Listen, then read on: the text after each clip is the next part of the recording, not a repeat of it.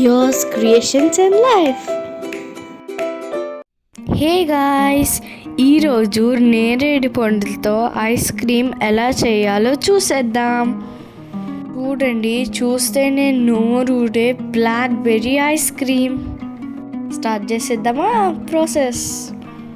ముందుగా ఒక ప్యాన్ తీసుకొని దాంట్లో నీళ్ళు పోసి నేరేడు పండ్లు బాగా కడిగి దాన్ని మరిగిద్దాం. ఇలా 10 to 15 minutes కుక్ చేద్దాం. మధ్యలో దాన్ని బాగా క్రష్ చేద్దాం. దానివల్ల ఆ పల్ప్ అంతా వాటర్లో మిక్స్ అవుతుంది. చూసారా ఎంత బాగా పల్ప్ వాటర్లో మిక్స్ అవుతుందో? ఇంకో స్టవ్ మీద గిన్నె పెట్టి నీళ్ళు పోసి దాంట్లో పాలు పోద్దాం. హే, పల్ప్ బాగా కుక్ అయిపోయింది. ఇప్పుడు మనము సీడ్స్ అన్నిటినీ తీసేద్దాం పల్ప్ నుంచి.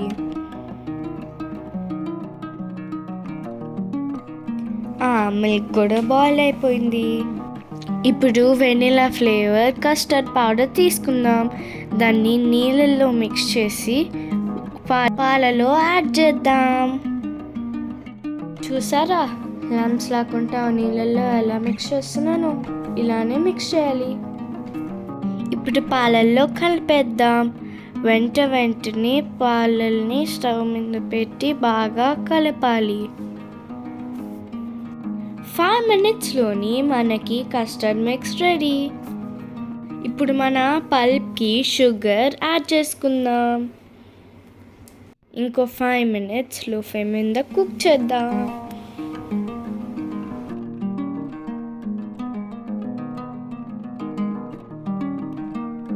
ఇప్పుడు పల్ప్ కూడా రెడీ అయిపోయింది. కూల్ అయ్యే అంతవరకు అలాగే ఆరబెడదాం. ఇప్పుడు పల్ప్ని బ్లెండర్లో వేసి కస్టర్డ్ వేసి ఐస్ క్యూబ్స్ వేసి బాగా బ్లెండ్ చేద్దాం. బ్లెండ్. చూడండి, బాగా బ్లెండ్ చేయాలి. Ice cream mixture ready. ఒక బౌల్లో తీసుకొని దాన్ని ఫ్రీజర్లో పెట్టడమే. అన్ని ఫ్రీజర్లో పెట్టే ముందు బాగా కలపండి. సిల్వర్ ఫాయిల్ ఎత్తి దాని మీద కవర్ చేసి దాన్ని ఫ్రీజర్లో పెట్టేయండి. ఇది కనీసం 8 hours ఉండాలి. అప్పుడే మనం అనుకున్న రకంగా మన పర్ఫెక్ట్ ఐస్ క్రీమ్ రెడీ అయిపోతుంది. ఫ్రీజర్ని సెట్ చేసేసాను. ఇప్పుడు వెయిట్ చేయాలి.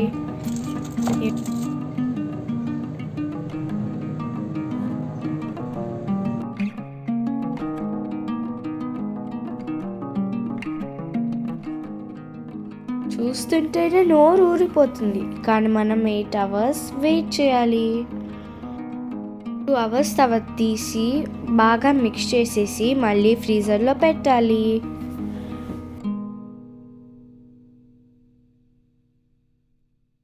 మిక్స్.